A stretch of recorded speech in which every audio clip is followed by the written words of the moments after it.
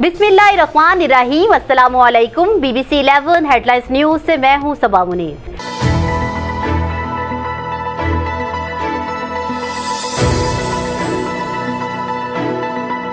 नाजरीन, आपको आगाह करे लालिया से जहां हुआ नुमाइंदा खुसूसी शेख खुर्रम अब्बास के मुताबिक मुल्क भर की तरह लालिया में भी रेस्क्यू 1112 के ज़ेरे तमाम फर्स्ट एड बनाया गया, जिसका मकसद लोगों में आगाही पैदा करना है।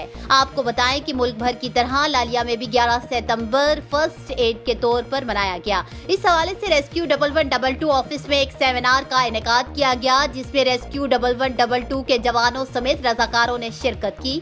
सेमिनार में इब्तदाई तिबी इमदाद के बारे में बताया गया और ये शऊर उजागर किया गया कि कम अज कम हर घर में एक फर्द को इब्तदाई तौर पर तिबी इमदाद जरूर लेनी चाहिए, ताकि बर वक्त कीमती जानों को बचाया जा सके। सेमिनार के बाद इस शऊर को उजागर करने के लिए आगाही वॉक भी की गई।